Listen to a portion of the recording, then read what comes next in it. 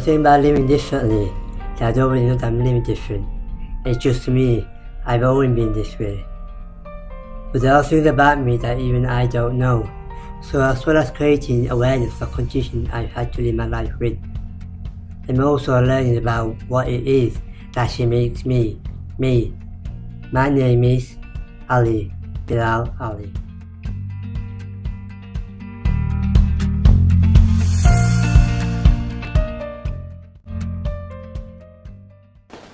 No, we didn't know that you had baller-gerolds syndrome before you was born, or the header syndrome and the Fanconi's anemia. We've only found out after you was born when the doctors told us that you had these conditions. These are the pictures what I looked like when you treated me. I do remember you.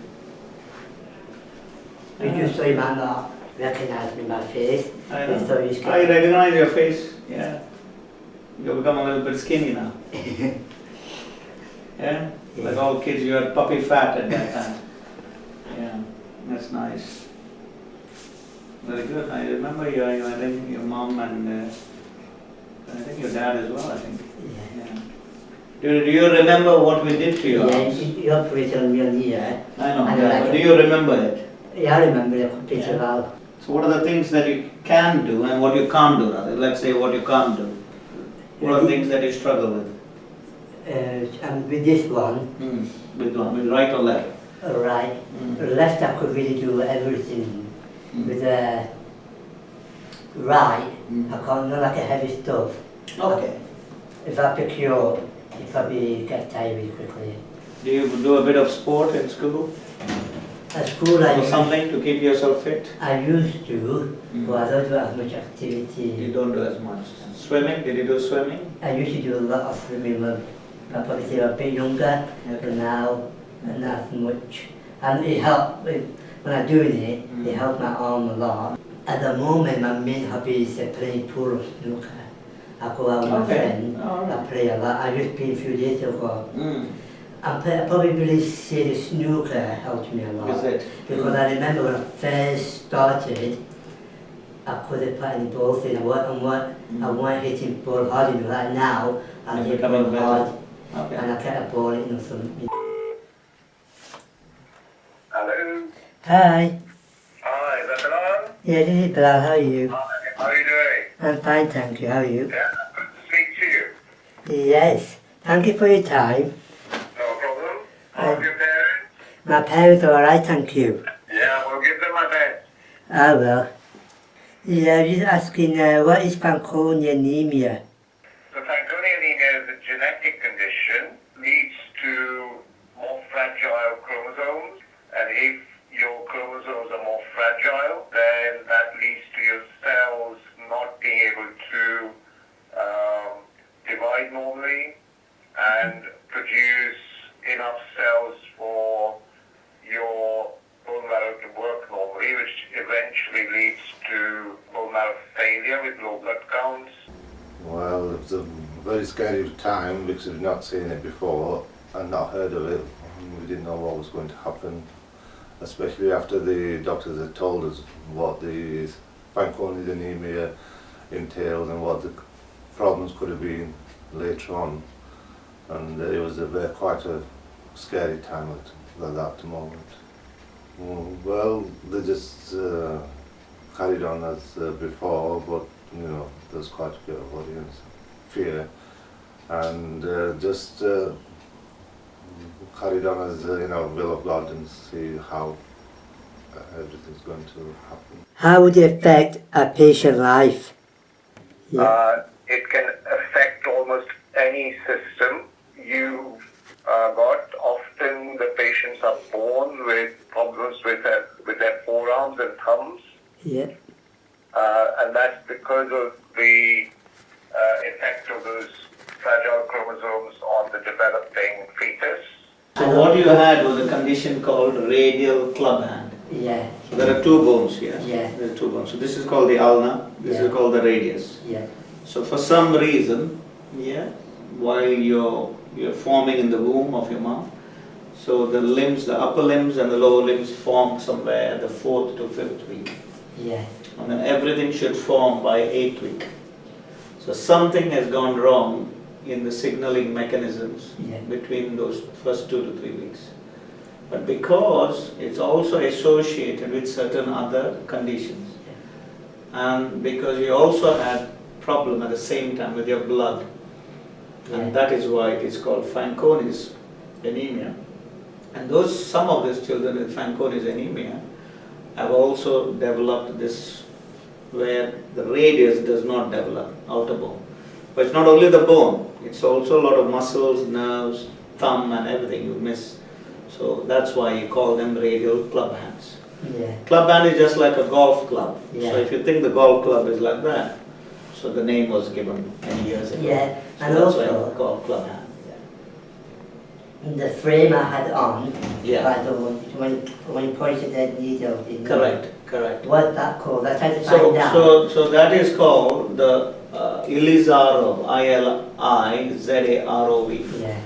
So we do it, and then with the plastic surgeons, we then do procedures, and then the plastic surgeon rotates your... So this was your index finger, which has been rotated, and that is called polycization. Polycization is to make a thumb. Pollux is thumb. So this was your finger here. You didn't have that, so this has been rotated and it formed it. Are there any side effects on the treatment, for example, with chemotherapy or bone marrow transplant? But they have side effects which can result in liver damage as well as in what's called virilization, where you become more hairy and can, if you're a girl, start to look more like a man or a boy. You know how I was treated? Do you still use the same method? Correct. So you receive chemotherapy first. Then you receive the donor cells. Then you're an inpatient for a few weeks till the donor cells start to work. I could remember when my dad had those needles in his arm. I remember that pretty clearly well because I went to see him about 5 minutes when he got it done. And I could remember, when you go to theatre for a bone marrow transplant. When I was going in for that. And I could remember when the chemotherapy started. Do you remember it being scary? Do you remember it being painful? Distressing? Looking at it back here, it just look, some pictures when looking at it, I sometimes feel that's not me because it looks scary, Sometimes it brings the memory back to it, what I used, when I went through, things like that. Well, the most thing I can remember is when they put big needles in each arm and took all the blood out and put it through a machine and put it back, took it out to the right arm and took it around the machine and put it back in my left arm, and vice versa about 6 or 7 times, and I could feel all the tingling in my hands and my lips. We just took it in our stride and just carried on and hope for the best. So I don't really understand because I've never been through it. What is chemotherapy like to go through? It's actually pretty scary situation, because first you are okay, and then once chemotherapy starts, and then you start throwing up, feel sick, and you get a headache, get a high temperature, and you're really tired. For example, before chemotherapy, I was probably walking perfectly fine. While chemotherapy started, I couldn't walk far distance. I was getting tired really quickly. It feels like someone taking over your body, you have no control over it. That's what it feels like. We couldn't, do a lot of activities, especially with you having the condition. And before the bone marrow transplant, he was very prone to bruising injuries, and if you had a bleed, it was very dangerous at the time because your blood was so thin that you could have actually bled and had severe consequences. So we didn't risk doing a lot of the activities that we could have done before that. Sometimes we want to, what we do is actually for your future. Yeah. It's not just because you got a bent little wrist, it's Yeah. not because of that, it's because eventually when you become an adult that you just are like any other kid who's an adult who will give back to society and get on. How common is Fanconi anemia? Hyponatremia is uncommon, but the risk is increased when your parents are related to each other before marriage, so if they're first cousins. How was me personally, how was the case? Was it complicated? Was it easy? Yeah, you are sort of not that many, we do 1 or 2 a year for your condition, though we use the cage for many other conditions. But the arms which we do are less than 20% of our work. So yes, you are rarer with having Fanconi's anemia, possibly even rarer. Yeah, so lots of conditions can be associated with your what is called the radial club. Since you know me, how have I improved in my confidence? So I've known you nearly 3 years now. The first sort of sessions on level 2 were quite quiet. And yeah, you were very, very quiet, but you're always hard working. How you are more confident now, I'd say, is you're a lot more vocal. You're not afraid to kind of ask questions, and whether that be to members of the class or to staff. I think confidence as well in like the ideas that you're coming up with, and like for this documentary, all the filming you're doing, you're wanting to go down to London to film and all that kind of stuff. I think it's about 4 years since I've known you now, Bilal. When you first started, when I first remember meeting you, I remember you being very, very quiet, shy, not talking much to people, or just the close few friends you had. But that's all changed now. I've just seen you develop and gone from strength to strength. I've known you for around 3 years, so I started working in college 3 years ago, and you were probably one of the first students that I ever started to support. I think that you've played a big part in that, because you've interacted so well with the tutors as well, and I think having that confidence, building that confidence up gradually, I think you've developed so much over the years. And I do believe that college has played a big part in it. In college, I believe that having the support of the practitioners, having the support of the LSAs, being able to access the gateway, if and when required, I believe they've played a big factor in supporting you here. I think you were a lot less confident than you are now, a lot quieter. Perhaps not as willing to speak or engage in conversation unless you were asked something directly. Whereas now I think you're a lot more, you speak freely, you don't wait to be asked something, you'll quite willingly come up to one of us and speak to us. Since I've been in college, how do you see my confidence boosted out of college and, out of life? Yeah, I think you perhaps on level 2 might have been more inclined to do all your filming kind of in and around sort of college. But to be fair, even at the end of level 2, your FMP there, you were going around, you were asking people permission to film, you were going to was it Subway and got permission to film there. So yeah, I think I have seen a bit more adventure in what you're trying to do with your production work. What about the worst thing that you had to go through when you were having chemotherapy? What would you say that was? When I was having the chemotherapy, there were other problems a lot of problems I was having as well, that were making me even more ill. But the main one I probably say is, you know how your skin grows every day? Yeah. But mine at the time was it weren't growing properly, so it's falling off. You could actually see it falling off. It weren't growing properly, it was quite a lot inches. When they were treating it, I had to have a shower or bath every day, and then there was like a cream, so you had to put that on every day, twice a day. No legging, there were leggings like bottom and top. You had to wear 2 layers. First layer had to be wet, completely wet hot, and the second layer had to be dry. That was like worst experience. So as a kid, what is your most memorable moment?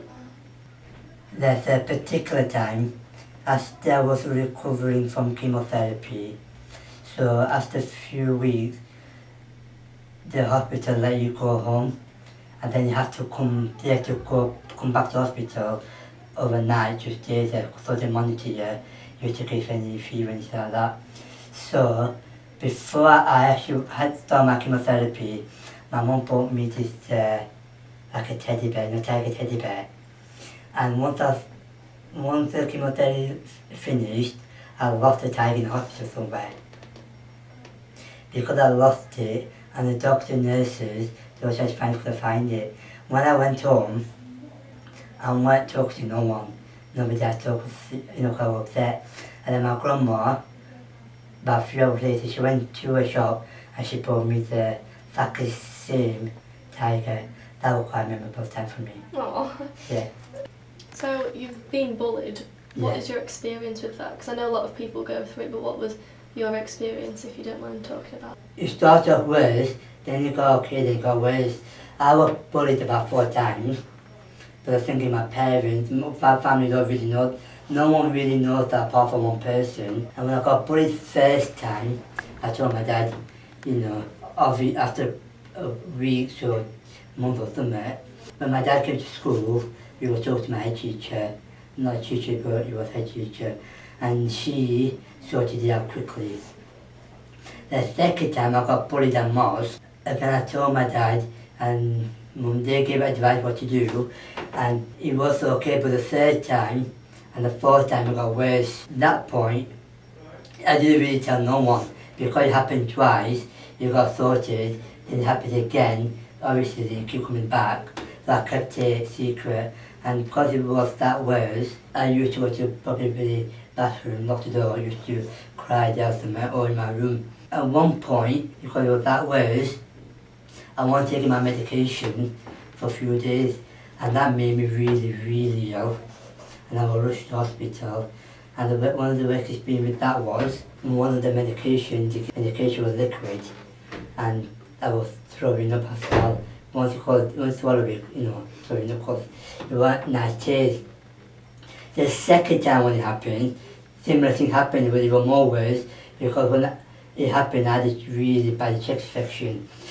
Instead of me going to a ward where I used to be in, I had to go to a different ward, because you have to be in monitor 24/7, and you have to wear like an oxygen mask thing. Only time you have to take it off when you're eating, you have to eat quite fast to put it back on, but your oxygen level goes slow. So I was in the hospital for a while at that time. When I returned back to mosque after a few weeks, I could remember saying that you had enough.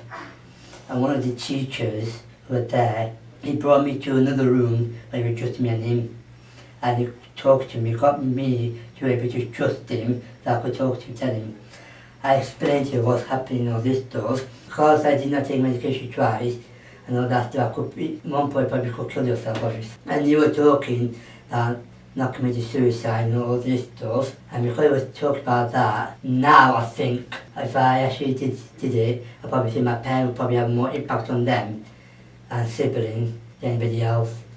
Because obviously my parents been through so much with me, they always been there. I thought if I did it, not really good. I'm glad that somebody was there, because when you're getting bullied, mentally you lose trust in a lot of people. You still not want to talk to anybody. Instead of me going to someone came to me, which I'm actually glad about, which that person did come to me and talk to me, which made me feel better. I think for you, having somebody that you can go to and that you know that you can go and speak to, so for example me or Nazreen, I think that's helped you a lot, because you know that somebody's there for you if you need anything. And I think you've got much better at coming and talking to us if there is a problem. So I think that side of things has been good for you. having in-class support just to help with your understanding a little bit has been good, and the out-of-class support, so to help with your assignments and things as well, has kept you on track and made sure that you've got things in on time and completed. So, you've been through a lot. How do you stay positive about the future? But I wouldn't say I'm always positive or happy. There are times I would be like really upset about past. You can't really change the past, but better be to similar kind of thing. They'll understand it, but the person who has not been through nothing like me or similar, whatever, however you want to say it, they do not understand it at all. I do tend to hide being sad and you pretend to be happy, but there are times that I am like sad, and my mum tends to, when she knows I'm sad, she will say what's wrong, but I don't really tell people what's wrong because they don't tend to understand what you're going through. Even though they probably say they understand, or he'll be okay, he won't be okay because it always happens. And like someday I'll just be upset naturally because of what happened. How does it make you feel when people don't understand what you're going through then? It's hard, annoyed, and that what puts me back, not telling them what's wrong.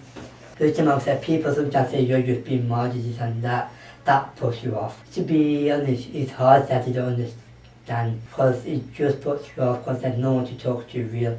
Even though they know that you're upset or something. My favourite sport is football, and for like 2 weeks I was playing football, and I've been asked to stop playing because of some medical reasons I had and did. And I was upset, really upset. I hidden it, I did not tell no one. So this one particular day, everybody was talking about football. That's when I started showing my emotion. I was upset. And I was at my grandma, all the family was there, extended family, everybody was there. And I remember someone said to me one thing, and I just shouted at them. Once my dad and probably my grandma, few other people found out, and what they were saying, I could literally straight away, I could tell they didn't understand it, that I should upset me, this and that, even though they tried to help you. Do you know, last year, when I think I was off about a week or two, I can't remember off the top of my head, when I had a place for my hearing aid, when I was missing out a lot of deadline, how did you feel then? Do you think I was missing out a lot? Were you worried that I might not able to get it done or something? Yeah, I was worried. I think we all were worried as a team of staff. We worry about any learners that miss a significant chunk of time, and you were missing for quite a while. And yeah, we were worried about how it might be for you catching up. But like always, you always defy. You defy all that, and you put the hours in, and you got there. It took a while, but you kept plugging away at it, and that's what I really admire about you, Bilal, is you kind of very persistent, and you don't want to give things up, and you'll do what it takes to try and get where you want to be.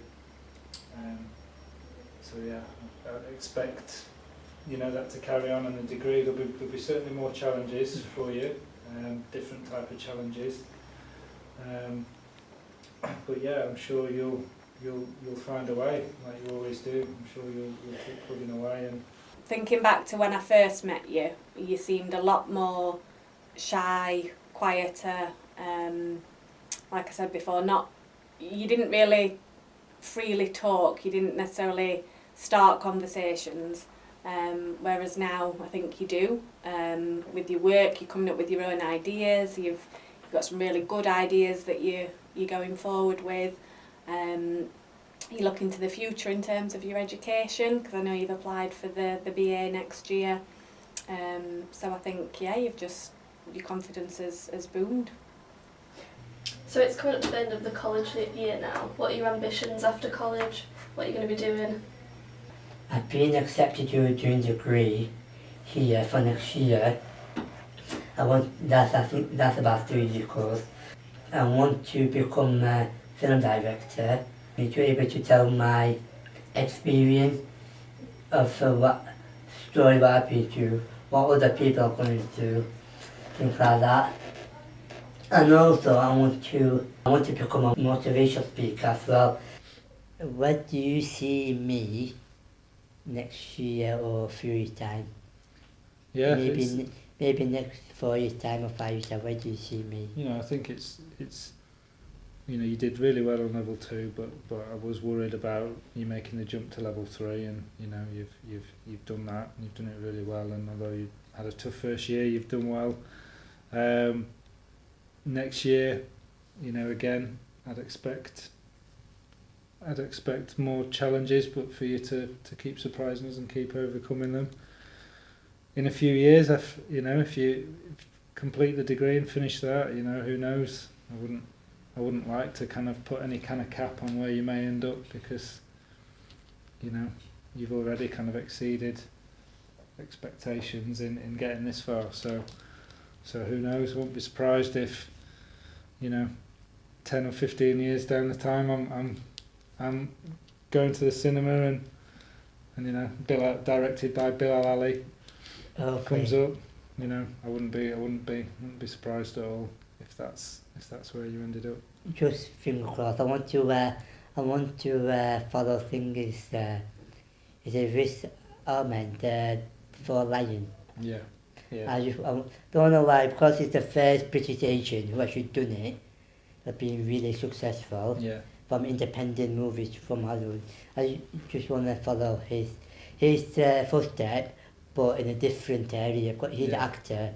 I want to go into a directing kind of thing. The thing, for me personally, I'm proud that you appreciate on me. You make me humble. But anyway, thank you. I think you have done well. You are confident. Yeah. You become a good independent. I'm sure you will do very well in your career. Yeah. And I wish you well. Thank you. Okay? Thank you for meeting me. Not at all. Pleasure. And meeting your team as well. Yeah, appreciated for helping me as a kid. Well, you did all the hard work. What is most gratifying is to speak to you, to hear about you having done so well, and knowing that I've played some small part in your being a successful young man. Thank you. Well, I'd like to see you achieve as much as you can and go as far as you possibly can, and be all that you can be. There's no set goal that you have to become this. You can get as high as you possibly can.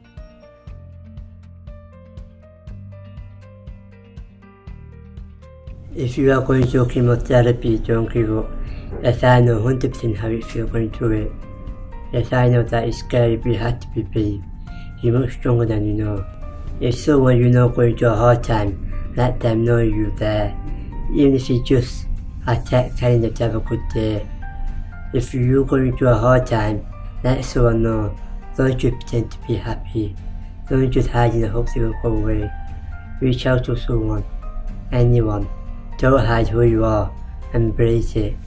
Look, bullies will never look good trying to make someone else look bad. If you are watching this or listening, I just want to let you know that you are a cool person, okay? Forget what anyone says or thinks, you are cool.